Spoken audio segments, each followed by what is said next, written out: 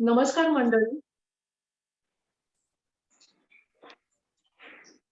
नमस्कार मंडळी. आपल्या वक्त्या ऑप्थॅल्मॉलॉजिस्ट वैशाली नाबर जॉईन झालेल्या आहेत. मी शोभना तीर्थळी, पार्किन्सन्स मित्रमंडळातर्फे आजच्या मासिक सभेत त्यांचे मनापासून स्वागत करते. झूम वरून आणि फेसबुक वरून जॉईन झालेल्या शुभार्थी, शुभंकर, हितचिंतक या सर्वांचे स्वागत करते. आजच्या वक्त्या डॉक्टर वैशाली नाबर 86 सालापासून मेडिकल क्षेत्रात कार्यरत आहेत. त्यांनी बेळगावच्या जवाहरलाल मेडिकल कॉलेजमधून MBBS केले. KEM हॉस्पिटल पुणे येथून DOMS केलं आणि नेदरलँडच्या अकॅडमिक हॉस्पिटल ऑफ मॅस्ट्रिक या प्रतिष्ठित संस्थेतून MD केले. तिथं 1 वर्ष त्या कन्सल्टंट म्हणूनही त्यांनी काम केलं. भारतात आल्यावर ठाणे येथे कन्सल्टन्सी, ऑपरेशन्स आणि अध्यापन अशी तिहेरी पातळीवर काम त्यांचं सुरू झालं. 17 वर्षाच्या काळात 600 कॅटरॅक्ट सर्जरी, 30 रेटिनल डिटॅचमेंट्स आणि लेझरसह इतर ऑप्थॅल्मिक प्रोसिजर्स त्यांनी केलेले आहेत. हे काम त्यांचे पॅशन आहे आणि ते नैतिकतेच्या आधारावर त्या करत असतात आणि जागतिक दर्जाच्या तोडीचं असं काम त्यांचं आहे. आणि मी वैशालीला आता व्याख्यान देण्याची विनंती करते.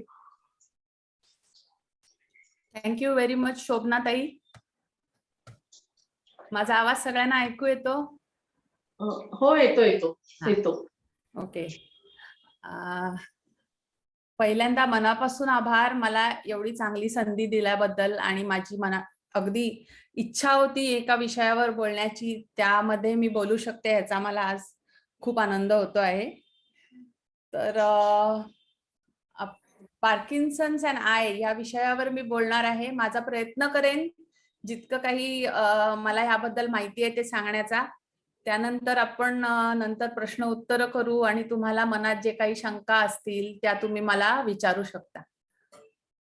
तर पार्किन्सन्स, एक सेकंड ना, स्लाइड.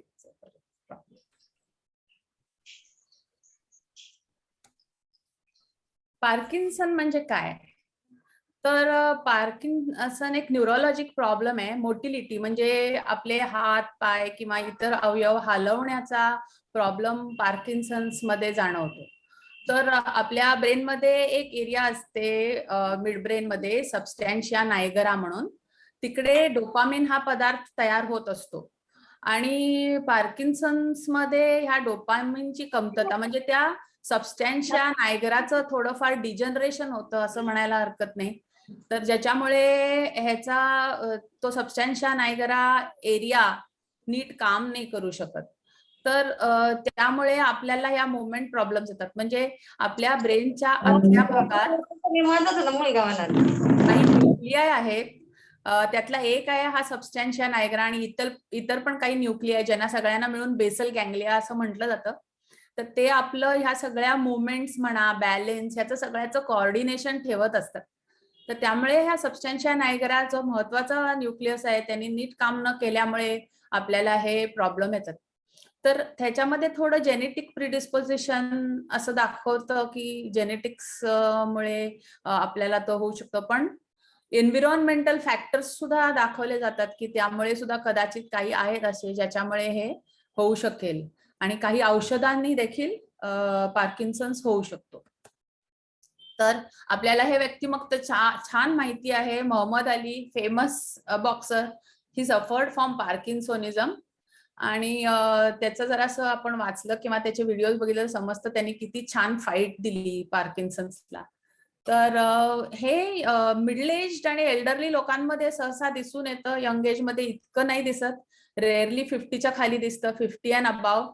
आणि all races are affected all over the world. असं नाही की फक्त whites are affected or blacks are affected. All races are equally affected. May be males are जास्ती affected, more affected than females. पुरुषांमध्ये हे थोडंसं जास्ती प्रमाणात दिसतं. तर पार्किन्सन्स आणि डोळ्याचं आपण बोलायचं म्हणजे आपण विचार केला पाहिजे की काय डोळ्यांचे सिम्पटम्स आपल्याला पार्किन्सन मध्ये येतील, what symptoms will we get. Second question we have to ask is why are we getting this symptoms. हा, कशामुळे हे आपल्याला असे होतात आहे. आणि the third and most important is how are this symptoms going to be treated. So हे सगळं आपण आता आन्सर द्यायचा प्रयत्न करू. तर पार्किन्सन मध्ये डोळ्याचे प्रॉब्लेम ना खूप कॉमन आहेत, म्हणजे लक्षात येत नाही पेशंटच्या की हे पार्किन्सनला पण रिलेटेड असू शकेल. आणि ओल्ड एजचा एक फॅक्टर असतो की most of the patients are after 50. तर आफ्टर 50 ड्रायनस वगैरे हे काही कॉमन आहे, त्यामुळे दोन्ही मिक्स तर त्याचा जास्ती त्रास होतो असं होतं. तर काय बरं हे सिम्पटम्स, ब्लर्ड दिसणं, भुरकट दिसणं, किंवा डोळ्याचं सरफेस मध्ये सारखं इरिटेशन जाणवणं, किंवा काही वेळे एकदम डबल दिसणं, किंवा लाईट सहन न होणं, म्हणजे ट्यूबलाईट लावली किंवा काय तर अरे लाईट बंद करा मला हा सहन होत नाहीये असं हे होणं. नंतर हॅल्युसिनेशन्स आम्ही इंग्लिशमध्ये ज्याला म्हणतो, की काहीतरी कुठली तरी गोष्ट गेल्याचा भास होणं, कुठलं ॲनिमल छोटंसं किंवा काही नसताना त्याचा भास होणं, आर कॉल्ड हॅल्युसिनेशन्स. तर हे सगळे आय सिम्पटम्स मध्ये येतं. आणि मग त्याच्यामुळे काय होतं की रुटीन ऍक्टिव्हिटीज, म्हणजे आता सगळ्यात एक एक्झाम्पल घ्यायचं झालं तर ड्रायव्हिंगचं, की आपल्याला आता बाबा कार चालवायला कठीण जात आहे, सगळं जरा जमत नाही असं वाटायला लागतं, किंवा वाचन कठीण जायला लागतं, जमत नाही, काहीतरी मला असं डिफिकल्टी वाचनात आहे असं. आणि फंक्शनिंग मध्ये थोडंसं आपल्याला जाणवू लागतं की थोडं माझं काहीतरी फंक्शनिंग कमी होतं आहे. सुरुवातीचे हे जनरली सिम्पटम्स असे असू शकतात. आणि मजेदार असं आहे ना की डोळ्याच्या डॉक्टरकडे गेला, डोळ्याचा डॉक्टर तुम्हाला सांगेल अरे तुमचे डोळे सुंदर आहेत, उत्तम, काहीच नाहीये प्रॉब्लेम.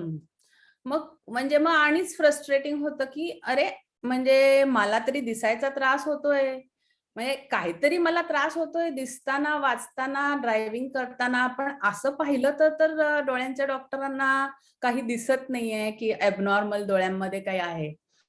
तर हे का, तर हे हे एक महत्वाचं गोष्ट अशी ही होऊ शकते. तर आपण जरा पुढे पाहू. तर ऑक्युलर आणि कॉर्टिकल, म्हणजे डोळ्याचं आणि ब्रेनचं परसेप्शन हे त्या डोपामिनवर अवलंबून असतं. मी आत्ताच तुम्हाला सांगितलं डोपामिन हा महत्वाचा पदार्थ ब्रेनमध्ये निर्माण होत असतो, आणि त्याची डिफिशियन्सी पार्किन्सन मध्ये होते. आणि त्या डिफिशियन्सीमुळे आपल्याला हे कॉन्ट्रास्ट सेन्सिटिव्हिटी, म्हणजे काय, ब्लॅक अँड व्हाईट मधला फरक जाणून घेणं, हे डिफिशियंट होतं. तर ह्याच्या आपण डोळ्याची टेस्टिंगला जातो तेव्हा कोणी कॉन्ट्रास्ट सेन्सिटिव्हिटी चेक नाही करत. ते तुम्हाला तो चार्ट वाचायला सांगतील की एबीसीडीचा मोठ्या अक्षरांपासून छोट्यापर्यंत येतं की नाही, पण त्याचं कॉन्ट्रास्ट खूप असतं. पण कॉन्ट्रास्ट जेव्हा कमी होतो ब्लॅक अँड व्हाईटचा, त्याला कॉन्ट्रास्ट सेन्सिटिव्हिटी असं म्हणतात. म्हणजे कमीत कमी कॉन्ट्रास्ट तुम्ही तर सांगू शकाल तर तो ह्याच्यामध्ये कमी होतो. किंवा लाईट अडॅप्टेशन, म्हणजे काय, उजेडातून काळोखात गेल्यावर किंवा काळोखातून उजेडात आल्यावर आपले डोळे पटकन ऍडजस्ट होत असतात ह्या चेंज ऑफ लाईटला. तर हा लाईट अडॅप्टेशन थोडासा स्लो होतो इकडे डोपामिन डेफिशियन्सीमुळे. आणि कलर डिस्क्रिमिनेशन, म्हणजे कलर मधले फरक सांगणं. तर थोडंसं जसं जर जास्ती प्रमाण झालं ह्याचं डिफिशियन्सीचं, तर हा colour discrimination, in fact yellow blue colour blindness म्हणा, किंवा थोडं कमी जाणवणं ते कलर्स, असं व्हायला लागतं. मग आय मुवमेंट्स म्हणून असतं, म्हणजे तुमच्या लक्षात आलं असेल की आपल्याला कुठेही आपली नजर फिरवायची असेल तर पटकन दोन्ही डोळे एका वेळी फिरतात, त्याच्यामुळे आपण त्या गोष्टीवर फोकस करू शकतो. हे सगळं आपण गृहीत धरत असतो की हे असं होतं, वर बघायचं, खाली बघायचं, उजवीकडे, डावीकडे, आणि डोळे अगदी मस्त फिरत असतात. पण या बाय बॅड लक ह्या प्रॉब्लेममुळे हे डोळे इतके सहजपणे फिरत नाहीत पार्किन्सनचा प्रॉब्लेम सुरू झाल्यावर. त्यामुळे आय मुवमेंट्सचे प्रॉब्लेम्स सुरू होतात. पाचवा आहे की व्हिज्युओ स्पेशियल ॲबिलिटीज, म्हणजे विजन हा एक महत्वाचा सेन्स ऑर्गन आहे, ज्याच्यामुळे आपण सगळीकडे वावरत असतो, सगळ्या आपल्या गोष्टी व्यवस्थित करत असतो. विजनचे इनपुट्स ब्रेनला जाऊन आपण कुठली गोष्ट किती दूर आहे हे सोपी गोष्ट झाली, म्हणजे सगळ्याचा अंदाज लावत असतो. त्याला आपली व्हिज्युओ स्पेशल ॲबिलिटी, स्पेशल म्हणजे स्पेसमध्ये काय कुठे आहे, 3 डायमेन्शनल, ही ॲबिलिटी अशी आपण म्हणतो की कुठली गोष्ट कुठे आहे जज करणं. तर ही जजमेंट सुद्धा थोडी ह्या डोपामिन डेफिशियन्सीमुळे एफेक्ट होते. तर मी 1-2 स्टडीजचे पेपर्स वाचले, तर ह्याच्यामधलं मला महत्वाचं तुम्हाला सांगावंसं वाटलं की 75% पेशंट्स ना हे मुवमेंटचे प्रॉब्लेम्स थोड्या प्रमाणात असे असू शकतील आणि मोस्ट पेशंट्स मे इदर एक्सपिरियन्स की भुरकट दिसतं किंवा रिडिंगचे प्रॉब्लेम्स आहेत, काहींना डबल दिसायला लागतं किंवा ड्रायनस, पार्किन्सोनिझममुळे ड्रायनस येतो, तर त्याच्याबद्दल मी सांगेन. हे symptoms 75% patients may show off that. आणि एका स्टडीमध्ये असं दाखवलं की डोळ्याचे कंप्लेंट्स हे साधारण 82% ऑफ पार्किन्सन्स पेशंट मध्ये दिसले as oppose to 48% of control group. म्हणजे कंट्रोल म्हणजे ज्यांना पार्किन्सनिझम नव्हता, तर 82% मध्ये पार्किन्सनच्या लोकांमध्ये दिसले. आणि 68% सिम्पटम्स डेली ऍक्टिव्हिटीज मध्ये इंटरफिअर करत होते त्यांच्या यातले, कम्पेअर्ड टू 35%च कंट्रोल्स मधले करत होते. आणि ह्यामध्ये आणि एक लक्षात आलं की 80% of all this issues were treatable, म्हणजे तुम्ही त्याची ट्रीटमेंट करू शकत होतात. So that is the most important thing. So we have to see eye disorders. आता कसं आहे, डोळ्यांचे problems, some eye disorders are specific to parkinsonism, others are not, they are problem by their own. म्हणजे cataract, तर cataract हा universal problem आहे, सगळ्यांनाच होतो. तर हा असे पण डोळ्यांचे प्रॉब्लेम आहेत आणि काही स्पेसिफिक पार्किन्सोनिझम. पण आता हे दोन्ही प्रॉब्लेम एकत्र आले ना, की कॅटरॅक्ट आला किंवा वयोमानाप्रमाणे आपल्या पडद्यात जीज येते, ज्याला एज रिलेटेड मॅक्युलर डिजनरेशन असं म्हणतात, तर हे आणि प्लस पार्किन्सन्स, हे दोन्ही मिळून पेशंटला त्रास होऊ शकतो. आणि महत्वाचं म्हणजे आपल्याला डोळ्याचे काय किंवा इतर प्रॉब्लेम येतात हे जर आपण जाणून घेतलं ना, तर आपलं फ्रस्ट्रेशन थोडं कमी होईल आणि आपल्याला त्याच्यावर उत्तर शोधण्यात मदत होईल. कारण आपल्याला जितकं आपल्याला समजतं की आपल्याला कशामुळे होतंय, तर आपण ते काय, we will try to see how to get best solution for it. So contrast सेन्सिटिव्हिटीचं मी तुम्हाला सांगत होती, इथे हा चार्ट दाखवलेला आहे. सगळ्यात वरची लाईन बघितलं तर हा हाय कॉन्ट्रास्ट आहे आणि एकदम तुम्ही जसं खाली खाली जाल तसं ती लेटर्स ब्लर होत असतात. तर हे जे कॉन्ट्रास्ट सेन्सिटिव्हिटी चार्ट असतो, हे पार्किन्सोनिझम मध्ये खूप एफेक्ट होतं. तर त्यांना हे लो कॉन्ट्रास्टच्या गोष्टी दिसत नाहीत. आणि कुठे बरं आपल्याला त्या लागतात, तर फॉगी असेल किंवा रात्रीचं ड्रायव्हिंग करायचं असेल, तर या सगळ्याची खूप आपल्याला गरज असते या कॉन्ट्रास्टची. आणि मग ती हॅम्पर झाली की आपल्याला त्रास होतो. तर तुम्ही डोळ्याच्या डॉक्टरांकडे अगदी 20/20 म्हणजे खालची लाईन देखील वाचाल, म्हणजे दिसताना दिसतं की अरे माझी विजन 100% आहे, पण हा कॉन्ट्रास्ट तुमचा बऱ्यापैकी कमी झालेला असतो. हे एक्झाम्पल्स आहेत की हा ग्लेअर जाणवतो, ऍज इट इज आपल्याला नाईट ड्रायव्हिंग मध्ये त्रास असतो ग्लेअरचा, किंवा काळोखात चालवायला लागलं तर फॉगी एरियाज. आता इथे जर कॉन्ट्रास्ट आणि कलर सेन्सिटिव्हिटी कमी झाली तर हा त्रास आपल्याला आणखीनच होणार. कलर डिस्क्रिमिनेशनचं सांगितलं तर हा याच्यात वेगळे वेगळे कलर डेफिशियन्सीज असतात. तर त्यातला ग्रीन डेफिशियंट, रेड डेफिशियंट असं असतो. पार्किन्सोनिझम मध्ये आपल्याला ब्लू येलो कलरची डेफिशियन्सी जाणवते. ऑक्युलर सरफेस इरिटेशन, आणि हे तर सगळ्यात कॉमन आहे. ह्याला काही कारणं आहेत, ती मी तुम्हाला नंतर सांगेन. पण पार्किन्सोनिझम मध्ये ड्राय आईज जाणवणं किंवा डोळ्यात काहीतरी खुपल्याचा भास होणं, हे जरा जास्ती कॉमन आहे. तर आपले डोळे जेव्हा ब्लिंकिंग करतात, म्हणजे उघडझाप करतात, तेव्हा डोळ्यासमोर एक छोटं असं थिन टिअर फिल्म असतं आणि ते व्यवस्थित स्प्रेड होत असतं. म्हणजे गाडीच्या वायपर कसं पुसून काढत असतो पाणी, तसं ऍक्शन ही लीड आपल्या डोळ्यांवर करत असते, पण पुसत नसते, ते टिअर्स पसरत असते.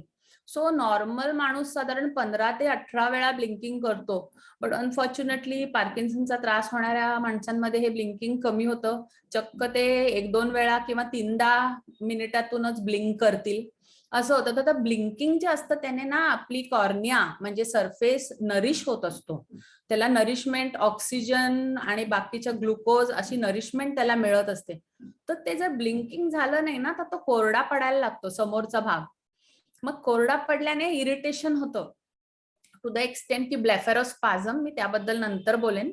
म्हणजे घट्ट डोळे आवळून धरणं, हा प्रकार एक त्या इरिटेशनमुळे ट्रिगर होऊ शकतो.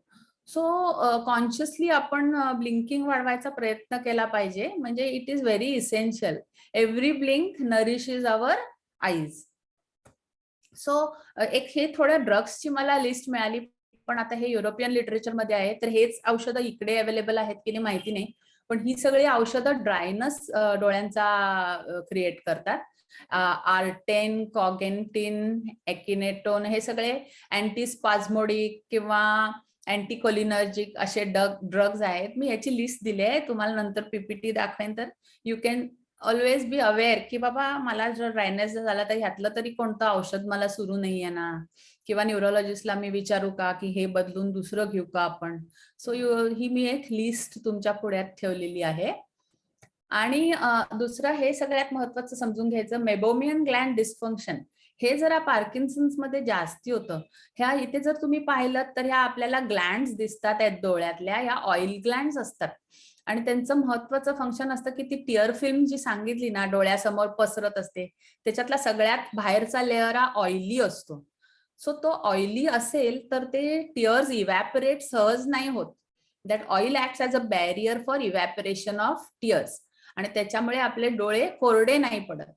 आता जर या ऑइली लेअरची डिफिशियन्सी झाली तर डोळे कोरडे पडणार आणि ह्याला नर्वस कंट्रोल असतो. ह्या ऑइली लेअर्सला ऑटोनॉमिक नर्वस कंट्रोल. तो ऑटोनॉमिक नर्वस सिस्टमवर पण डोपामिन डेफिशियन्सीचा इफेक्ट झाल्यामुळे या ऑइल ग्लँड्स नीट काम नाही करत. तिथे तुम्हाला चित्रात दिसतंय की त्या कशा ब्लॉक झाल्या आहेत, नंतर इथे डोळ्यांना सूज आली आहे. तर या ब्लॉक झाल्या कारणानं तो टिअर फिल्मचा ऑइली लेअर डेफिशियंट पडतो आणि आपल्याला ड्रायनेसचा त्रास होतो. मग सिव्हिअर केसेस मध्ये जास्ती आयलिड हे आयलॅशेस आपल्या वेड्या वाकड्या येऊ शकतात. मग त्या येऊन कॉर्नियाचा सरफेस इरिटेट करू शकतात. काही वेळे रांजणवाड्या होतात त्यामुळे. तर हे सगळे त्रास ह्याचे सुरू होतात.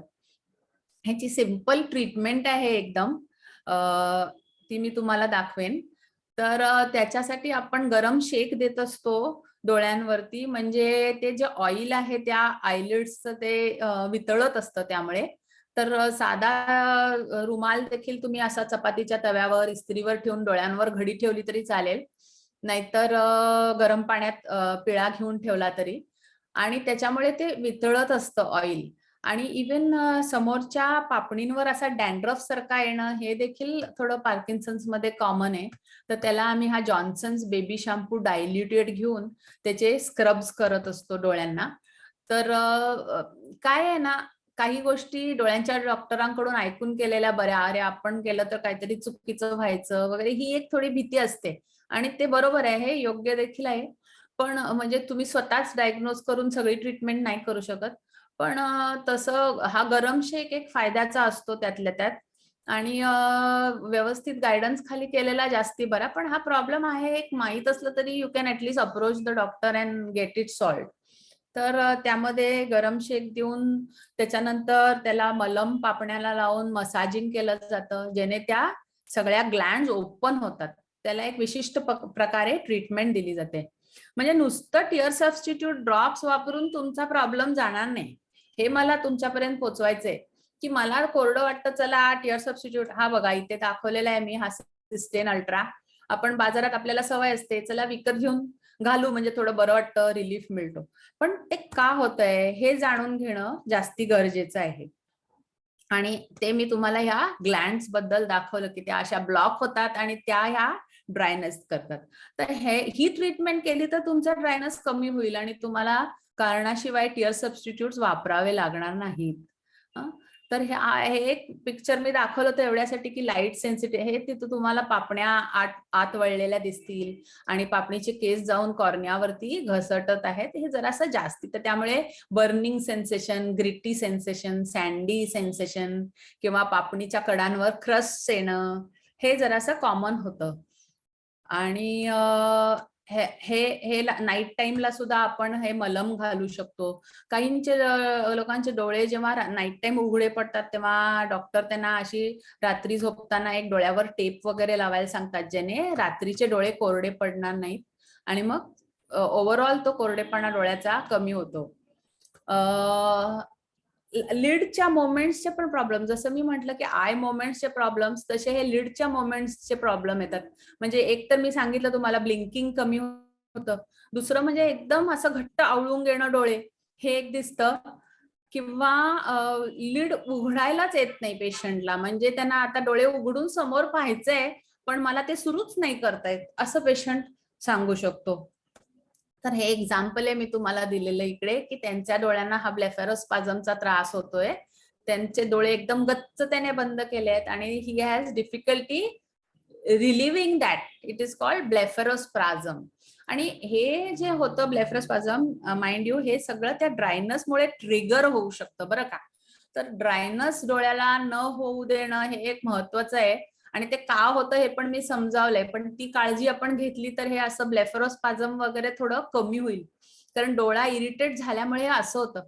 आणि हे मग असं झाल्यानं ना डोळा पेशंट गच्च इतका बंद करून घेतो की तो स्वतः उघडू पण नाही शकत. तर अशी सिच्युएशन देखील येऊ शकते. तर त्याला हे मी तुमच्या ज्ञानासाठी सांगते की बोटॉक्स हे एक इंजेक्शन आहे, ते देऊन ते आपण जनरली तो तसा ब्लेफेरोस्पाझम कुणाला झाला तर रिलीव्ह करत असतो, किंवा काही औषधं पण त्यासाठी आहेत. तर हे झालं ब्लेफेरोस्पाझम बद्दल. आता मला तुम्हाला दाखवायचं आहे आय मोमेंट्स. तर इथे मी 3 लिहिलेले आहेत, सॅकेड, स्मूथ परस्यूट आणि व्हर्जन्स. तर आता या बाईंचं पाहताय का, ही डोळा असं स्मूथली त्या जॉन्सन बट बरोबर नेते आणि मग ठक करून परत येतो रिफिक्स करायला. तर एक स्मूथ मुवमेंट आहे आणि एक फास्ट आहे.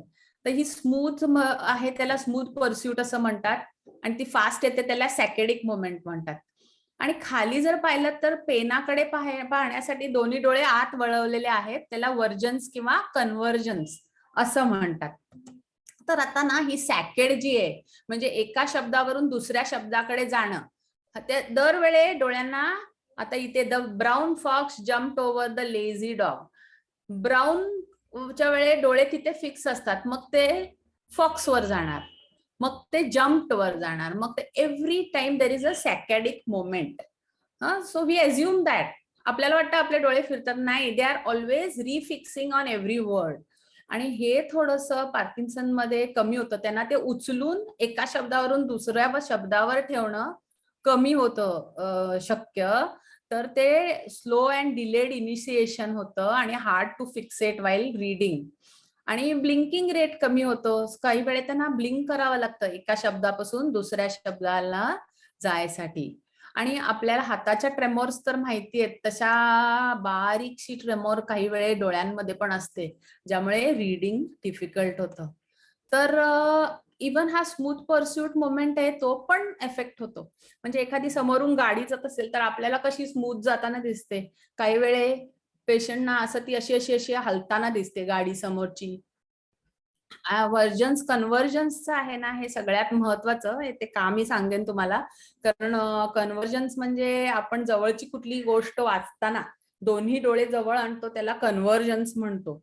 तर ते अनफॉर्च्युनेटली पार्किन्सन मध्ये खूप एफेक्ट होतं आणि त्याच्यामुळे आपल्याला रीडिंगचे प्रॉब्लेम येतात. ते मी नंतर टॉक मध्ये डिस्कस करते. जेव्हा आपल्याला डबल दिसतं, डबल दिसणं हे आणि एक पार्किन्सनचा सिम्पटम आहे. आपल्याला हे जाणून घ्यायचंय की ते मोनॉक्युलर डबल आहे की बायनॉक्युलर, म्हणजे एका डोळ्याने डबल दिसतं की दोन्ही डोळ्याने, हे आपल्याला जाणून घ्यायचंय, कारण त्याची कारणं वेगळी आहेत. जेव्हा आपल्याला एकाच डोळ्याने डबल, म्हणजे एक डोळा बंद केला तरी डबल जेव्हा दिसत असेल ना, तेव्हा लोकल कॉज असतो काहीतरी, म्हणजे ड्रायनस, इरिटेशन, अशामुळे कॅट्रॅक्ट, अशामुळे आपल्याला डबल दिसत असतं. पण जेव्हा बायनॉक्युलर म्हणजे दोन्ही डोळ्यांनी पाहताना डबल दिसतं ना, म्हणजे that time when you close one I, तो डबलपणा कमी होतो, जातो निघून. दॅट इज कॉल्ड बायनॉक्युलर, आणि that has a neurologic cause. आणि ते वेगळ्या तऱ्हेने ट्रीट केलं जातं. तर मोनॉक्युलर हे काहीतरी लोकल कॉज असतो, कॅट्रॅक्ट, ड्रायनस, त्याची ट्रीटमेंट वेगळी. बायनॉक्युलर हा न्यूरोलॉजिक, त्याला प्रिझम्स वगैरे द्यावे लागतात. असं डिफरन्शिएट करायला आलं पाहिजे. मोनॉक्युलर डबल दिसतं तेव्हा अशी शॅडो दिसते, आणि मी म्हंटल की एक डोळा बंद करून सुद्धा ती शॅडो राहणार आहे, आणि घोस्ट इमेज म्हणतो आम्ही त्याला. आणि ते ड्रायनस किंवा ब्लेफरायटिस, पापण्याच्या कडांचा डॅन्ड्रफ सांगितला मी तुम्हाला, त्याच्यामुळे होतं, किंवा कॅट्रॅक्टमुळे होतं, किंवा साधा चष्मा चुकीचा असेल तरी होतं. आणि ब्लिंकिंग केल्यानं हे निघून जातं. ओके, सो दॅट इज एका डोळ्याने डबल दिसणं. वाईल दोन्ही डोळ्यांचं डबल जरा वेगळं असतं. हे दोन्ही हे ते घोस्ट इमेज नाही, तितक्याच इंटेन्सिटीच्या 2 इमेजेस दिसतात, वर खाली किंवा आजूबाजूला किंवा तिरक्या, डिपेंडिंग ऑन कशी हे आयची एफेक्शन झालेली आहे. आणि this is neurologic. Apart from Parkinson बाकीच्या पण ब्रेन प्रॉब्लेम्सला, स्ट्रोकला, मायस्थेनिया या प्रॉब्लेम्स मध्ये हे डबल डिप्लोपिया दिसणं कॉमन आहे. सो त्यातल्या त्यात जर म्हणलं तर मोनोक्युलर डिप्लोपिया असलेला बरा. बायनॉक्युलर असेल तर तुम्ही तो इग्नोर नाही करू शकत. You have to consult doctor and see कशाला आपल्याला डबल दिसतं, का दिसतंय बरं डबल. ओके, सो हे कन्व्हर्जन्सचं थोडं सांगते. आता हे डोळे सरळ पाहतात आहे इकडे समोर हे, आणि इकडे हे जवळची गोष्ट वाचण्यासाठी.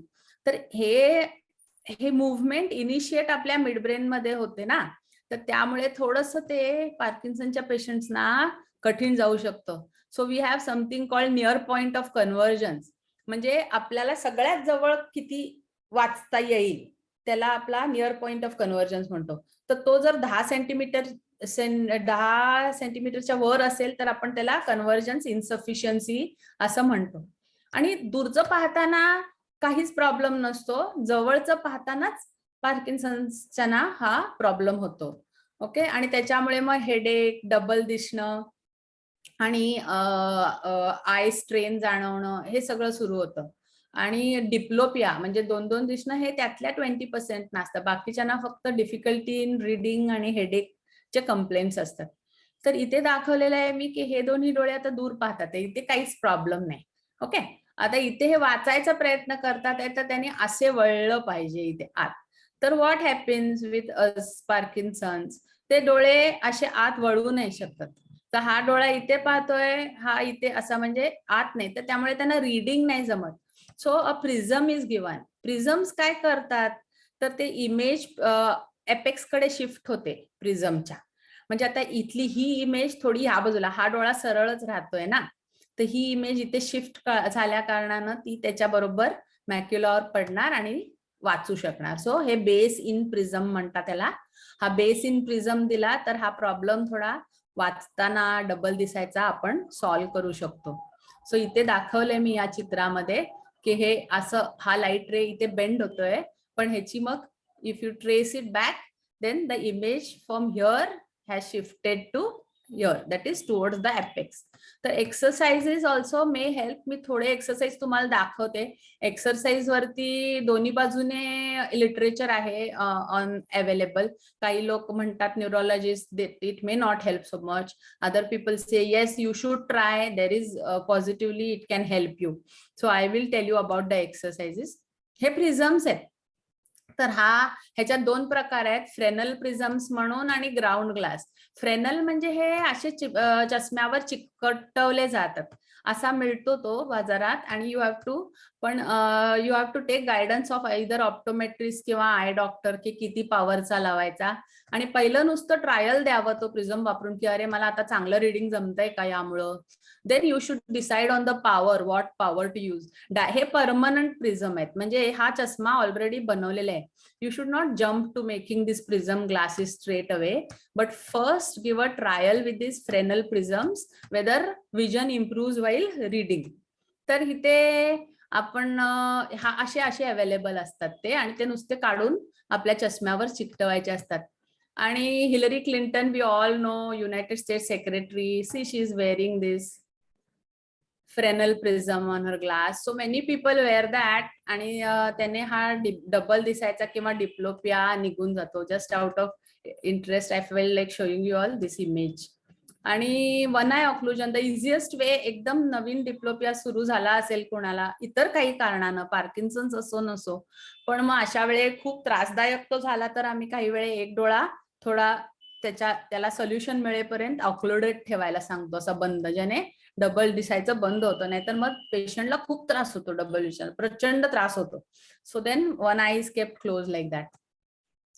रीडिंगच्या वेळेला ग्लासेस कोणते वापरावे ह्याच्यावर सिंगल विजन ग्लास शक्यतो पार्किन्सन मध्ये घ्यावा, कारण आधी आपल्याला मोटिलिटीच्या प्रॉब्लेम्स आहेत. त्यात इफ यू टेक प्रोग्रेसिव्ह, हा प्रोग्रेसिव्ह ग्लास मध्ये इथे सगळीकडे अशी पॉवर शिफ्ट होत असते. ओके, इंटरमिडिएट, दूरचा डिस्टन्स, नियरचा, असं सगळं. तर ते शिफ्टिंग आपले डोळे आपल्या आय मुवमेंट्सच्या प्रॉब्लेममुळे सहज घेऊ नाही शकत. So it is best to go for this single vision glass. Even बायनॉक्युलरचं जवळचा आणि दूरचा असतो ना, तो काहींनाच सहन होतो. काही एका न्यूरोलॉजिस्टनी तर मला सांगितलं की ही अशी लाईन म्हणून ते डिस्टिंग्विश करायला वापरू शकतात. सो दे नो लाईनच्या खाली मला वाचायला पाहायचंय आणि वरचं दूरचं, सो दॅट ऑल्सो हेल्प्स म्हणून. बट सम पीपल से की instead of doing this also you just go for separate distant glass and separate near vision glass. That is the best. Okay. Then convergence exercises थोडे दाखवते. हे मी तुम्हाला म्हणाली की pushups असतात, pencil push-up आम्ही म्हणतो, ज्यामध्ये एक बोट असं डोळ्यासमोर धरलं जातं आणि हळूहळू ते डोळ्यांच्या जवळ आणायचं to the point that you start seeing double. Double दिसलं की परत मागे जायचं, परत हळूहळू पुढे आणायचं. It is called pencil pushup exercise. So that is a very good exercise. At one sitting you can do it 15 times if possible, and it does help. And I have found literature where they have tried to study whether this helps in Parkinson's patient. There is a paper which has said that it is worth doing it, so we can try. This is a broke string. ह्या धागा आहे, ह्याच्यावरती हे beads लावलेले आहेत आणि तुम्ही ह्या बीडवरती फोकस करायचं, इकडच्या बीडवर. आणि या बीडवर फोकस केलेला असताना तुम्हाला हा धागा 2 दिसतील. ही कॉम्प्लेक्स टेस्ट आहे. पण basically what you have to just do is you go on shifting your focus from one bead to the other bead. आणि तुमचं ते फोकसिंग बरोबर होतंय की नाही हे पाहण्यासाठी तुम्हाला इथे या बीडवर फोकस करत असताना हा जो धागा आहे तो एक्स या फॉर्म मध्ये दिसला पाहिजे तिकडे. मग इथे फोकस आणला की इकडे त्याचा एक्स होणार, इथे आणला की इथे एक्स होणार, असं तुम्ही जवळ जवळ. So this is a excellent convergence exercise. फक्त हा करताना ना, ह्या आता मार्केटमध्ये बाहेर परदेशात वगैरे अवेलेबल आहेत, हे बीड सरकता कामा नये, ते फिक्स्ड राहिले पाहिजे. कारण तुम्ही अशी ही काहीतरी एक्सरसाइज करायला गेले आणि ते बीड इकडे इकडे व्हायला लागले की ते जास्ती त्रासदायक होईल. So the beads have to be fixed. जास्ती हलता कामा नाही तिथे. अँड स्लोली आणि तिथे फोकस धरून ठेवायचा, मग ह्या बीडवर यायचं, तिथे फोकस धरून ठेवायचा. असं हळूहळू तुम्हाला जितकं जवळ ते करता येईल तितका आपण प्रयत्न करायचा. हा this is a convergence exercise. So another is an eye roll where you see extreme left, then left up, then you see up, then you see right up, like that, and right sides. असा तुम्ही तो I role exercise सुद्धा करू शकता, ज्याने आपले सगळे डोळ्याचे मसल्स स्ट्रेच होतात आणि ह्याची देखील मदत होऊ शकेल. सो रीडिंग साठी स्टँड वापरावं. You can use your finger to move on the line. You can use a scale किंवा इथे एक thumb support आहे. You can use that. So basically because we know that we have problem in movement of the eyes, and also त्याच्यामुळे मग ते easy करण्यासाठी हे हात हलतो आपल्याला, म्हणून we can use a stand like this for instance, or to trace the letters you can use a scale. कम्प्युटरवर बरेच पार्किन्सन्स मधले पेशंट्स म्हणतात की आम्हाला टॅबच आवडतो, कारण टाईप करण्यापेक्षा you have to just swipe. So maybe tablets are preferable to laptops वगैरे. On the laptop you can have settings ज्याच्यामध्ये तुम्ही कीबोर्ड स्लो करू शकता with the filter keys feature. So keyboard त्या फिल्टर कीजच्या फीचरने keyboard slow केल्याने आपला फायदा होतो. तर कॉन्ट्रास्ट कधी कम्प्युटरवर वाचताना फॉन्ट साईज वाढवावा. लहान फॉन्ट वाचू नका, मोठा ठेवून द्या आणि कॉन्ट्रास्ट हाय ठेवून द्या असा, किंवा हा देखील चालेल. पण हे पहा, हे लो कॉन्ट्रास्ट आणि बिझी बॅकग्राऊंड मागचं असं कधीही आपण वाचन करू नये. तर हाय कॉन्ट्रास्ट आणि लार्ज फॉन्ट साईज वर करावा. नंतर तुम्ही ते स्क्रीन रेझोल्युशन इथे जाऊन एक फ्रिक्वेन्सी ऍडजस्ट करता येते स्क्रीनची. तर ती रिफ्रेश रेट म्हणतो आपण त्याला, तो मॅक्झिमम वर न्यायचा. तर तो 60 असतो, कोणाचा जास्ती असेल 80-85 ला न्यायचा. तो त्याने आपल्याला स्थिर इमेज मिळू शकते आणि त्रास कमी होतो डोळ्यांना. मायक्रोग्राफिया तुम्हाला माहिती असेल बऱ्याच जणांना की पार्किन्सोनिझम मध्ये आपल्याला ह्याचा त्रास होतो. म्हणजे काय होतं की लिहायला लागलो की शेवटी शेवटी अक्षर लहान लहान लहान लहान होत जातं. सुरुवातीला मोठं असतं आणि शेवटी लहान होत जातं. आणि हे पण लक्षात आलेलं आहे की डोपामिन सुरू असताना, म्हणजे तुम्हाला सगळ्यांना हे ऑन ऑफ पिरियड्स माहिती असतील, तर ते ऑन टाइम मध्ये चांगलं येतं अक्षर आणि ऑफ टाइम मध्ये ते हळूहळू हळूहळू बारीक होत जातं. तर ह्यावरती पण तुम्ही प्रॅक्टिस केली तर इट 1 पेज एव्हरी डे आणि लाइंड पेपर वापरला किंवा you have to sit upright आणि कम्फर्टेबल इन द चेअर आणि and write on a table. आणि ह्यामुळे तुम्ही ही प्रॅक्टिस जर केली तर तुमचं हँडरायटिंग सुधारण्यात मदत होईल.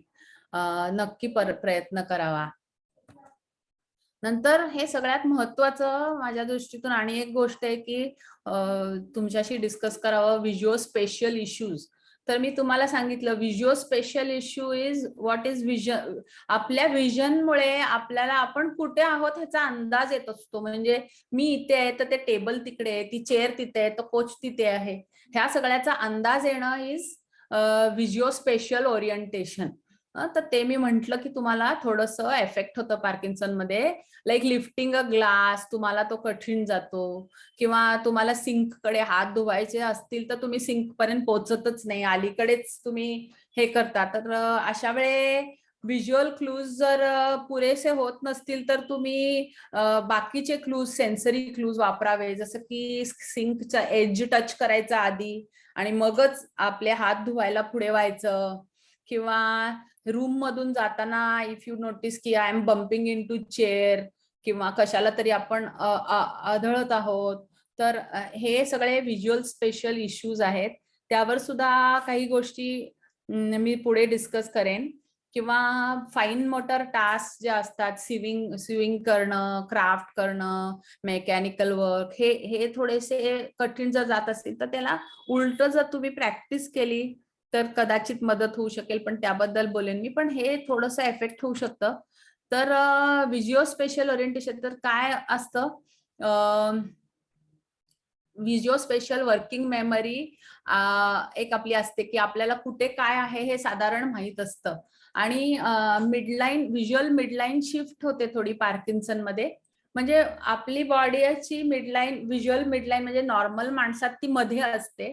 तर हे थोडं पार्किन्सनच्या पोस्चरमुळे patient tends to bend forward किंवा साइडवर्ड्स, त्याच्यामुळे ही अँटिरियरली शिफ्ट झालेली आहे व्हिज्युअल मिडलाईन. आणि ह्याच्यामुळे त्यांना पोस्चरचा किंवा स्पेशल ओरिएंटेशनचा किंवा बॅलन्सचा त्रास होऊ शकतो किंवा कठीण जाऊ शकतं.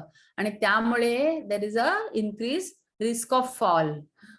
तर व्हिज्युअल मिडलाईन शिफ्ट विल ऑकर कधी मिसमॅच, जेव्हा आपलं स्पेशल ओरिएंटेशन आणि आपल्याला प्रॉप्रिओसेप्शन म्हणजे जमिनीवर पाय आहेत याची फिलिंग येणं बरोबर कुठे आहेत आपण, तर त्याच्यात एफेक्ट झालं की हे थोडंसं डिस्टर्ब होतं. तर ते ऍक्च्युली मी एक आर्टिकल पाहिलं ज्याच्यामध्ये ते व्हिज्युअल मिडलाईन शिफ्ट किती झाले हे पाहून सुद्धा प्रिझम्स दिले जातात. म्हणजे योग प्रिझम्स म्हणून आहेत ते. मी कन्व्हर्जन्स इन्सफिशियन्सीला सांगितले ते प्रिझम वेगळे, ते वाचण्यासाठी. आता इकडे वेगळ्या प्रकारचे प्रिझम दिले जातात ज्याने त्यांचा बॅलन्स सुधारतो. तर त्याच्यासाठी खरं ते कॉम्प्लेक्स प्रोसेस आहे. त्याच्यामध्ये त्यांना ती मिडलाईन शिफ्ट किती झालेली आहे पाहून आणि गेट अनालिसिस म्हणून त्यांना करावा लागतो. म्हणजे पेशंटला चालायला सांगून त्यांचं गेट अनालाइज करून ते इंडिव्हिज्युअली टेलर्ड त्यांना ठरवावं लागतं की किती हे योग प्रिझम्स द्यावे किंवा काय स्ट्रेंथचे द्यावे आणि त्याबरोबर कन्व्हर्जन्सचे प्रिझम्स पण द्यायचे की नाही. आणि एक मी पेपर वाचला ज्याच्यामध्ये ह्याची मदत झालेली आहे पेशंटला. तर हे व्हिज्युअल मिडलाईन शिफ्ट मेजर करायचे हे टूल्स आहेत. तर त्याच्यामधून आपल्याला त्यांचे व्हिज्युअल मिडलाईन चा अंदाज येतो. आणि स्टॅटिक पोस्चर अनालिसिस पण होतं, पेशंटचं पोस्चर कसं आहे ते आणि त्यांच्या गेटचं अनालिसिस. आणि हे सगळं अनालाइज करून त्यांना मग ते प्रिझम्स, योग प्रिझम्स योग्य पॉवरचे किंवा कन्व्हर्जन्स प्रिझम्स हे दिले जातात. पण ह्याची इक्विपमेंट खूप कॉम्प्लेक्स आहे. आणि ह्याचा ऍक्च्युली आता कसं आहे ना, हे न्यूरोलॉजिक किंवा आय डॉक्टर किंवा अशांनी तो सेटअप क्रिएट करून जरूर पार्किन्सनच्या पेशंटची ह्याच्यामध्ये मदत केली पाहिजे, की ते योग्यरित्या अनालाइज करून त्यांना जर शक्य असेल तर ते योग प्रिझम्स द्यावेत. एक टग टेस्ट म्हणून असते, की उठून आपल्याला कुठल्याही गोष्टीपर्यंत जाऊन परत यायला किती वेळ लागतो हे पण ह्यानी पण ते थोडंफार जज करतात, अनालाइज करतात गेट वगैरे किंवा मिडलाईन शिफ्ट वगैरे. तर हा आर्टिकल मी वाचला होता, the role of gait analysis, ego centre and yoke prisms in Parkinson's disease. तर खूप छान आर्टिकल आहे.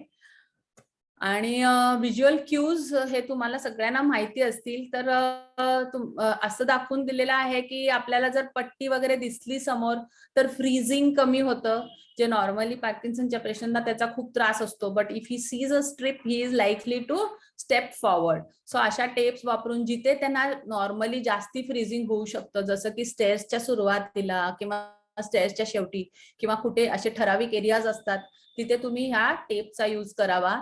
Because when he sees the tape, that step will get initiated. So it helps, these visual cues help to initiate steps and they should always be given. आता हे चेअरच्या समोर इथे cross हा एक व्हिज्युअल क्यू टाकलेला आहे इथे जाऊन बसण्यासाठी, किंवा हातातला हा आता रिमोट कंट्रोलची ही सगळी बटणं शक्यतो कमी करून जितकी त्यांना यूज करता गरजेचीच आहेत तेवढीच सोडणं. हे these are the measures we can take. आणि ही एक लेझर स्टिक आहे.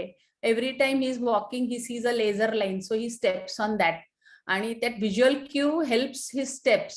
Otherwise the chance of freezing is less when he sees that line. तर एकीकडे मी असं पाहिलं ना की एक पेशंट होते ज्यांना अगदी चालायला खूप कठीण जायचं आणि ते स्टेअरकेसच्या जवळ आले आणि मग स्टेअर असे झटझट झटझट उतरत आले खाली आणि मग ते वळले देखील आणि त्याच स्पीडनं ते चढत गेले. तर का? Just thing the image of stairs made him walk. किंवा पार्किन्सनिझम मध्ये कंटिन्युअस मोशन ही शक्य होते. म्हणजे आणि एक पेशंटचं असं झालं की त्यांना पण अगदी चालता पण येत नाही, त्यांना पढायला व्हायचं वगैरे, पण ते सायकलिंग अगदी सहज करू शकत होते. हे पहा, ह्या पेशंटचा मी इथे फोटो टाकलाय. तर त्यांनी ना सायकलिंग इतकं सुंदर केलं की ते कंटिन्युअस मोशन होती ना, so he could easily cycle. So similarly जर तुम्ही असे व्हिज्युअल क्यूज फरशीवर टाकले स्टेअरकेसचे तर मे बी त्यांच्या स्टेप्सना मदत होईल की he will be easily able to walk आणि move forward. This is a visual Q.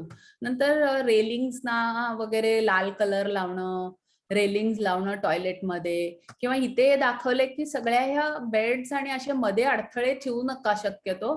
Keep it at the walls and away so that the patient doesn't bump. So you have to make plan your house accordingly. इथे हवं तर तुम्ही visual cues वापरू शकता. आणि हे मला जे काही मिळालं लिटरेचर खरंच आहे आणि हे खरं आहे. आता जर तुम्ही व्हर्च्युअल पाथ क्रिएट केला, आता हा एक गॉगल आहे ज्याने व्हर्च्युअल पाथ क्रिएट केला जातो. म्हणजे त्यांना नुसता पॅसेज न दिसता असे हे चौकडे दिसतात. तर हा चौकडे आर व्हिज्युअल क्यूज ज्याच्यामुळे पेशंट चालू शकतो. आणि अशी छान त्यांनी उदाहरणं दाखवलेली आहेत ह्या एडच्या द्वारे की पेशंटना मदत झाली त्याची म्हणून.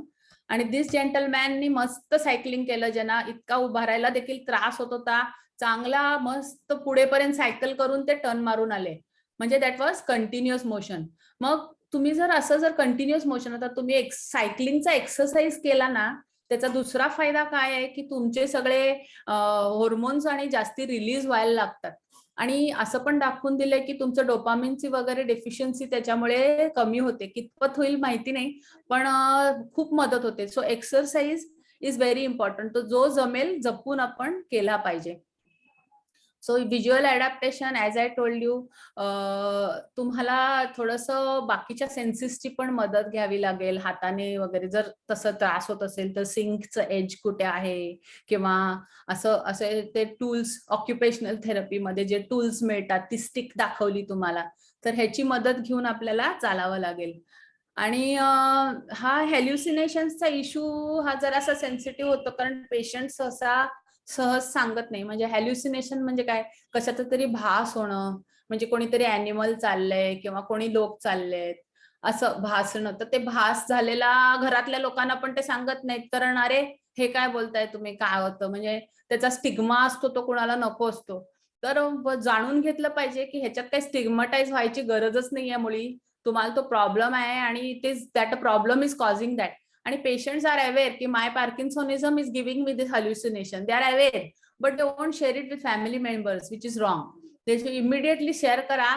त्याच्यात तुम्ही काही चुकीचं केलेलंच नाहीये. तुमच्या डोपामिन डेफिशियन्सीने तुम्हाला होतोय तो हॅल्युसिनेशन, त्याला तुम्ही तरी काय करणार. So you first thing is you share with your family people, and secondly you tell your neurologist, because ठराविक औषधाने हे हॅल्युसिनेशन वाढतात. So he may modulate your medicines, ज्याच्यामुळे तुमचे हॅल्युसिनेशन डिल्युजन्स होत असतील तर ते कमी होऊ शकतात. तर ह्या गोष्टी लपवून धरायच्या नाहीत. जर असा त्रास होत असेल तर नक्कीच ओपनपणे प्लीज फॅमिली मेंबर्सशी सांगा, तुमच्या न्यूरोलॉजिस्टकडे बोला याबद्दल. झोप ही व्यवस्थित करायचा प्रयत्न करायचा. ती पण थोडीशी आपली डिस्टर्ब होते, मला माहिती आहे पार्किन्सन्स मध्ये. पण एक सर्केडियन रिदम म्हणून असतो. म्हणजे काय, रात्री झोपणं आणि सकाळी उठणं.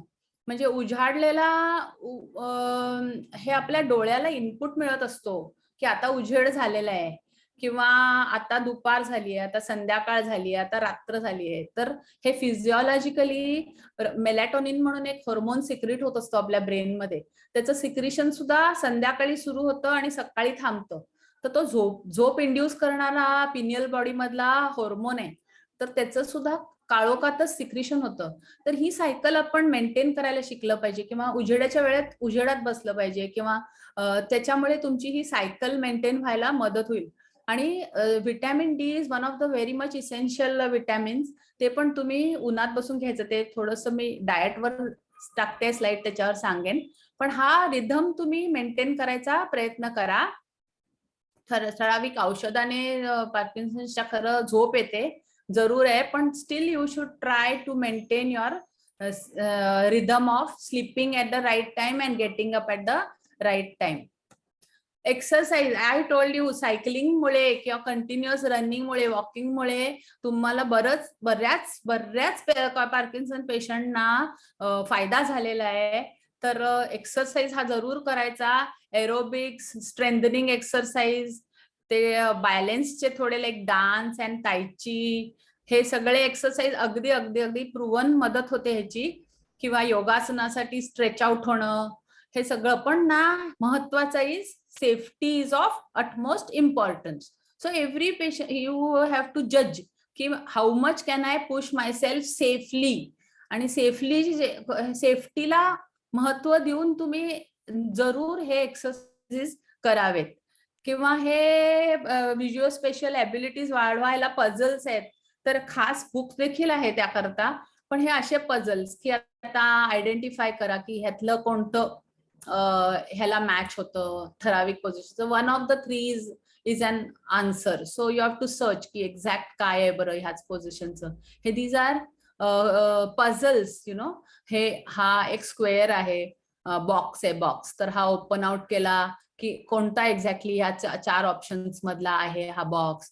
किंवा इथे लेटर्स आहेत, तर हे सरळ केले की सरळ कोणते आहेत आणि उलटे कोणते आहेत हे शोधून काढणं. इथे रांगोळी आहे की तुम्ही टिपक्यांची रांगोळीची बुक्स असतात की तशीच ती इमिटेट करून रांगोळी करणं. So these all are exercises to improve your visual spatial abilities. Clay work के आर्ट थेरपी जी आहे, all of your must be aware, Parkinson's मध्ये आर्ट थेरपीला खूप महत्व दिलं जातं आणि बरोबर आहे ते अगदी. So you have to go for art therapy that helps. Clay work किंवा पेंटिंग किंवा क्राफ्ट हे तुम्ही जरूर आवर्जून करावं. सो हे 2 गोष्टी मी सांगायच्या राहिल्या. एज रिलेटेड मॅक्युलर डिजनरेशन, म्हणजे आपली रेटिना डिजनरेट होते आणि त्याच्यामुळे आपल्यावर विजनवर परिणाम होतो. तर अशा इमेजेस दिसतात ह्याच्यामध्ये. तर हे जर आता काय, हे पण ओल्ड एजचा प्रॉब्लेम, हा पण ओल्ड एजचा प्रॉब्लेम, पार्किन्सोनिझम पण ओल्ड एजचा प्रॉब्लेम, दोन्ही मिळून आले तर ते जास्ती प्रॉब्लेम करणार. सो असं काही असेल तर त्याचे पण योग्य वेळीच रेटिनाच्या स्पेशालिस्टला दाखवून काय त्याच्यावर उपचार आहे का हे पाहून घ्यायचं.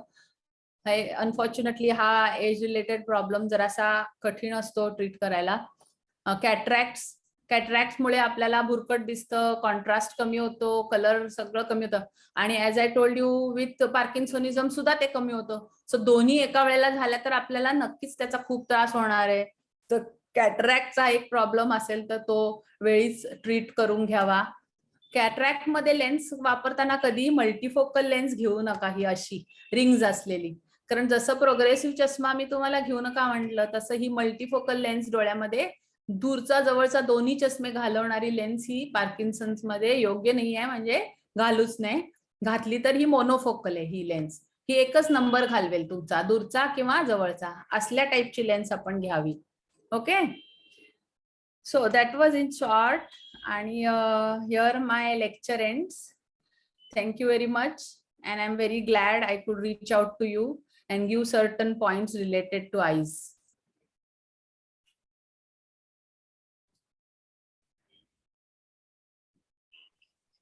कोणाला प्रश्न विचारायचे आहेत का? विचारू शकता.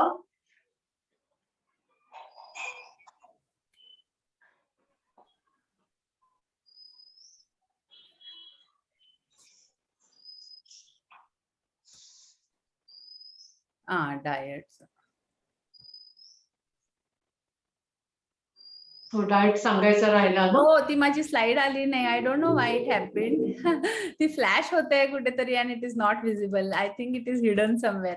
पण डाएट मध्ये ना vitamin D I said and certain of the antioxidants ज्याला आम्ही म्हणतो, म्हणजे असं दाखवून दिलंय ना पार्किन्सन्स मध्ये कलर्ड व्हेजिटेबल्स तुम्ही खावे, म्हणजे लाईक कलर्ड फ्रुट्स किंवा कलर्ड व्हेजिटेबल्स मधून जे पदार्थ मिळतात ते हेल्पफुल आहेत, किंवा फ्रुट्स मध्ये ज्याच्यात अँटॉक्सिडंट्स रिच आहे हे, किंवा ओमेगा 3 फॅटी ऍसिड्स म्हणून आपल्याला डाएट मध्ये मिळतात.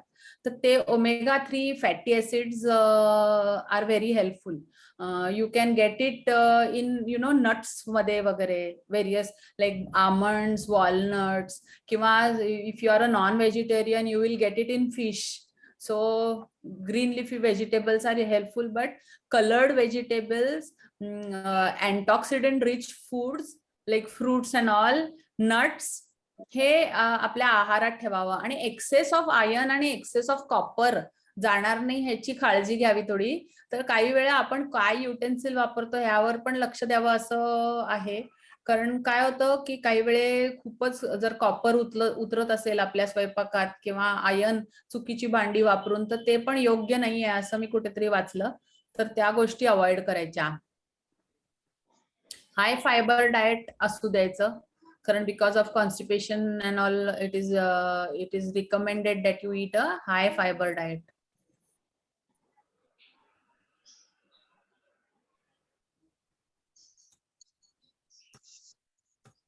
Okay, thank you. प्रश्न विचारायचे आहेत का कोणाला?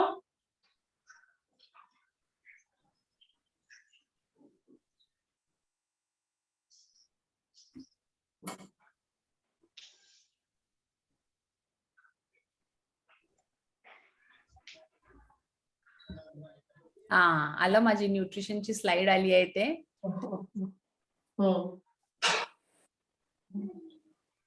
Coffee is also shown to be useful. That I forgot to tell you. Pans for cooking should be low in copper and iron. So vitamin B6, vitamin D, and you should eat citrus fruits because vitamin C helps in absorption of levodopa.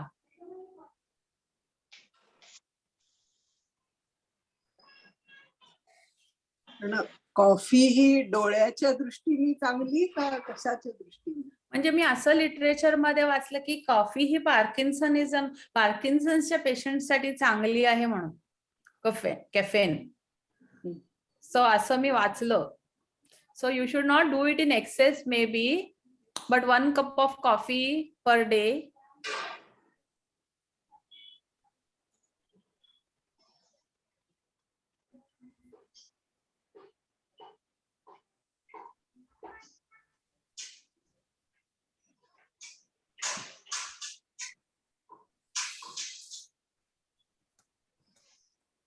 प्रश्न कोणाला नाही विचारायचे आहेत का? Retina बद्दल कोणीतरी ग्रुपवर सारखं विचारत होतं.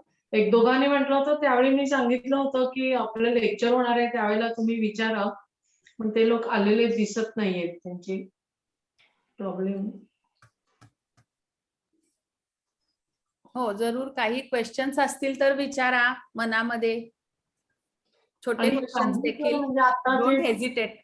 हो, ज्यांना शंका होत्या ते लोक आलेले दिसत नाहीये.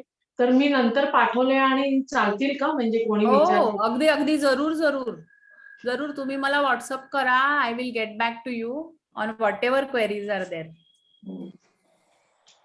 आज मला वाटतं व्हॅलेंटाईन डेचं काही सेलिब्रेशन चाललंय लोकांचं काय, आणि मी दुसऱ्यांनी म्हणता ना डान्स क्लास आणि आज एका हा, वेळी ते कोइन्साइड झालंय. झाल्या, 2 ऍक्टिव्हिटीज कोइन्साइड झाल्या. हो. तसंही होऊ शकतं आणि काय आहे कधी-कधी. की ती इतक्या अचानक आपल्याला आधी ठरलं आणि ते हा, नंतर झालं. म्हणजे ऋषिकेश जो आहे त्याला मी म्हटलं ठीक आहे, आता तुझ्या हा. दृष्टीने तू तुझ्या वेळेनुसार केलेस घे हो असं, हो आणि हो. व्हिडिओ बघतील लोक म्हणून. पण फक्त त्यावेळेला काय होतं की प्रश्न विचारणं हा, राहून जातं म्हणजे.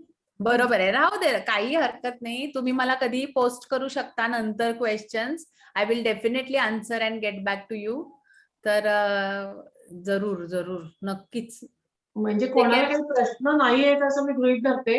कारण डॉक्टर वैशालीने इतकं विस्तृतपणे डोळ्यांचं, म्हणजे मी तर बऱ्याच गोष्टी मला आज समजल्या डोळ्यांच्या संबंधी. काय होतं की पार्किन्सन पेशंट संबंधात इतर अवयवांच्याकडे आणि असं दुर्लक्ष केलं जातं किंवा लक्षात येत नाही की हा पार्किन्सनचा प्रॉब्लेम असेल. त्यामुळे न्यूरोलॉजिस्टला सुद्धा कदाचित सांगितलं जात नाही की हे मला होतंय वगैरे, असं गृहीत धरलं जातं हे ओल्ड एजमुळे होणारच किंवा अशा तऱ्हेचं काहीतरी केलं जातं. तर ह्याच्यातून आता म्हणजे या व्याख्यानातून समजलं की बऱ्याच याला आपल्याला उत्तरं आहेत किंवा सोल्युशन्स आहेत आणि ती आपण करू शकतो. तर अतिशय विस्तृतपणे सगळं डॉक्टरनी आता हे सांगितलेलं आहे. खूप खूप धन्यवाद. आणि इतकं छान सगळं लेक्चर तयार करून मुद्दाम आमच्यासाठी दिलं आणि म्हणून मी आभार मानते त्याबाबत. Hello madam. बोलायचंय, थोडं विचारायचं होतं. हो का? मग विचारा हा. ना, मगापासून मी म्हणतेय, कोण विचारा. हॅलो मॅडम, हा हा माझ्या डोळ्यातून असं सारखं चिकट चिकट तार सारखं निघतं आणि ते हा. मला सारखं बोटाने असं काढून म्हणजे हे करावं लागतं, नाही तर मग असं पुसट दिसतं मग. हो हो, हा टिपिकल प्रॉब्लेम आहे. आणि मी हा. सुरुवातीला सांगितल्यासारखा हा पार्किन्सन मध्ये थोडा जास्ती होतो. हा म्हणजे टिअर फिल्म डिस्फंक्शन. हा. म्हणजे आपल्या डोळ्याच्या समोर जे टिअर फिल्म असतं ते नीट काम नाही करत. तर त्याच्यामुळे देखील हा थोडा चिकट किंवा आपला ब्लिंकिंग रेट कमी होतो ना. डोळे उघडझाप करायची हा. आपण कमी प्रमाणात करतो. ते दर मिनिट आपण 15 ते 18 वेळा केले पाहिजे, ते 1-2दाच होतं. अशामुळे हे सगळं, किंवा माइल्ड, आता जर काहीतरी चिकट येत असेल तर माइल्ड बॅक्टेरियल इन्फेक्शन पण यामध्ये असू शकतं. तर हे असू शकतं. तर तुम्ही सिंपल जर ट्राय करायचं असेल तर पहिले थोडंसं ब्लिंकिंग रेट वाढवा तुमचा. आणि तसं कसं आहे ना, कुठलंही औषध असं डोळे न तपासता देणं, एक्सेप्ट टिअर सबस्टिट्यूट्स, आम्हाला शक्य नाही होत. पण हे जे तुम्हाला आम्ही ग्लँड्स ब्लॉक होतात वगैरे म्हणून सांगितलं ना, तोही प्रॉब्लेम्स असू शकतो. तर ते मात्र मग डोळ्याच्या डॉक्टरना कधी दाखवून तुम्ही चेक करून घेऊ शकता की तसं काही ब्लॉकेजेस आहेत का, ज्याच्यावर आपण गरम शेक देऊन वगैरे त्याची मदत होईल. अशी ट्रीटमेंट करू शकता. आणि डोळ्या खाजवतात खूप, मधून मधून खूप डोळे असे खाजवतात. येस. ॲलर्जी आहे का दुसरी कशाची, ॲलर्जी वगैरे? नाही, ॲलर्जीचं असं काही.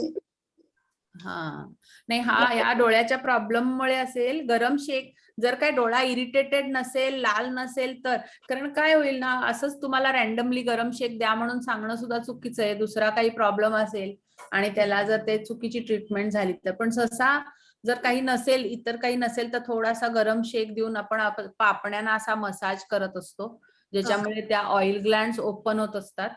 पण ते एक हलका शेक देऊन अशा पापण्यांना मसाजिंग तुम्ही ट्राय करू शकता. नाही तर best is to ask an eye doctor की तसं. अच्छा, ओके. का म्हणून मग ते त्याच्यावर ट्रीटमेंट ही जरूर आहे. तुम्ही आयटोन तक्रार टाकलं तर, सांगताय यावर. आयटोन टाकलं तर चालेल का? आयटोन ड्रॉप, आयटोन. पण हा, आयटोन चालेल, त्याच्यात काही वाईट नाहीये. पण कशामुळे काय होतं ना, फक्त ड्रॉप घालून हे ग्लँड्स ब्लॉकेजेस आहेत का किंवा काय आहे किंवा हे काही समजत नाही. तर थोडंसं ब्लिंकिंग आपण वाढवायचं पहिले आणि टिअर सबस्टिट्यूट कोणताही ड्रॉप टाकला समजा तरी चालेल. तर बरेच आहेत टिअर सबस्टिट्यूट म्हणजे आपल्या टिअर्सना इमिटेट करणारे ड्रॉप्स.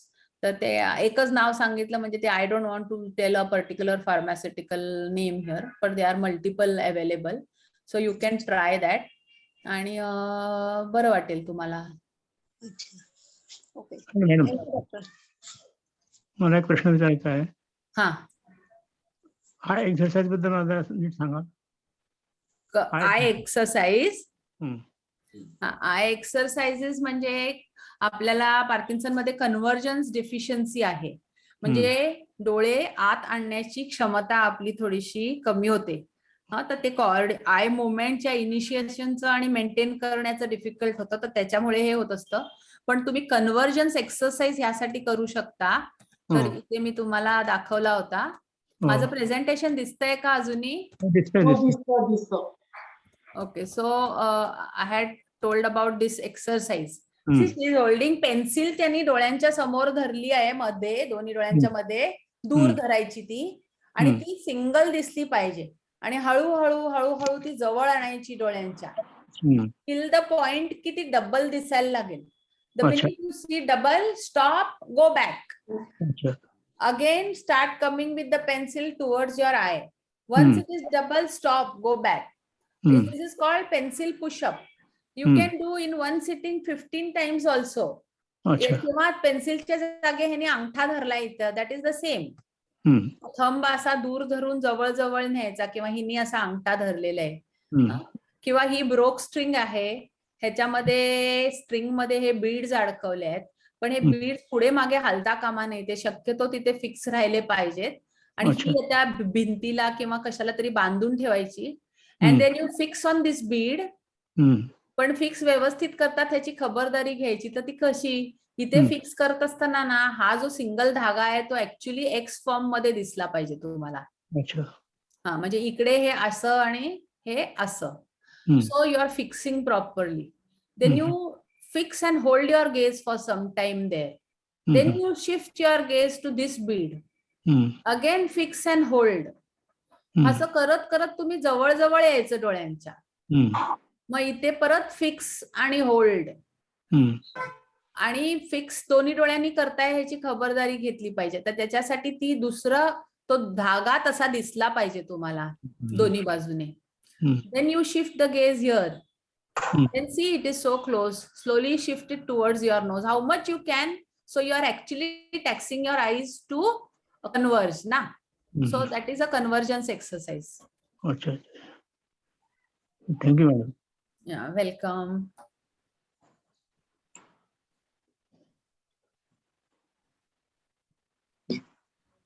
आणखी कोण अजिबात अनुमान करू नका. प्रश्न काही असला तुमचा तर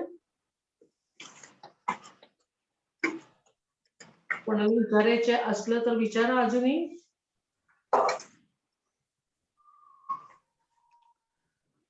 पण तुम्ही सांगितलेल्या एक गोष्ट मला फार म्हणजे अपील झाली. बायफोकल वापरू नका, सिंगल फोकल वापरा. कारण मला त्याचा त्रास होतो सध्या. कशाचा सर? काय होतं माझ्याकडनं माझी मान जी आहे ती खायचा झुकलेली सारखी झालेली आहे. ते कशामुळे तर माझ्या चष्म्याच्या बसत नाही, त्यामुळे ते होतं. मला असं वाटतं की सिंगल फोकसमुळे ते हा प्रॉब्लेम कदाचित कमी होईल. हो, सिंगल ग्लासने म्हणताय म्हणजे वाचायला त्रास होतोय का? नाही नाही, माझं वाचायला पण त्रास होतो मला, पण माझी जी मान आहे ती जरा जास्त खाली गेलेली आहे. अच्छा, ओके सर. उचलली की मला नीट दिसतं. प्रॉब्लेम मला आहे आणि मला असं वाटतं की बायफोकलमुळे तो प्रॉब्लेम असावा असं मला वाटतं. हो, बायफोकलने होऊ शकतो ॲग्रिवेट. त्याच्यामुळे झाला नसेल कदाचित, कारण पार्किन्सन मध्ये टेंडन्सी असते पुढे वागायची किंवा साईडला वागायची. तर सिंगल पॉवर ग्लास वापरून तुम्ही पाहावा किंवा सेपरेट ठेवायचे, दूरचा आणि जवळचा ग्लास सेपरेट करायचा. त्याने मदत होते का पाहायची. हो, नाही ते मला बघायचं आता.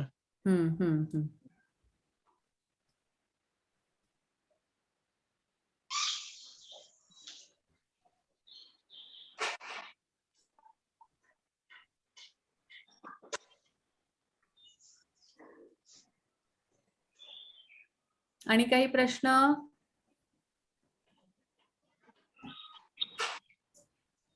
बहुता विचारू का नको असं करत मला वाटतं त्यांना हे होतं आधी कोणी नाही Hesitation. तयार झालं आणि मग तरी आता पुन्हा प्रश्न आले 2-3 हा, बरोबर. मिनिट बघू आणि कोणी असू दे, काही असेल तर पाठवा. आणि छान हो. वाटलं तुम्हा सगळ्यांशी बोलून आणि कनेक्ट होऊन. माझ्याकडून काही मदत होण्यासारखी असेल ग्रुपची तर मला जरूर कळवा. त्यावर मी परत काही एक्स्ट्रा करण्यासारखं असेल तर पाहून I will get back to you. Thank you. धन्यवाद. हा, म्हणून मी आभार मानत होते, डॉक्टरांचे आभार मानून झाले. अतुल नेहमीच हे म्हणजे मदत करत असतो आम्हाला, पण तो स्क्रीन शेअरिंग वगैरे सगळंच तो असला की व्यवस्थित कधीच म्हणजे अडचण येत नाही. अतुलचे आभार. आणि तुम्ही सगळ्यांनी आज जे काही हजर राहिलेले आहेत इतर सगळे सोडून, तर त्या सगळ्यांचे आभार. आणि मला वाटते की आपण आता हे व्याख्यान संपलं असं जाहीर करूया आणि पुन्हा एकदा डॉक्टर वैशाली नाबर यांचे आभार मानते. खूप छान वाटलं. थँक्यू व्हेरी व्याख्यान मच. तुम्हाला माझा नमस्कार.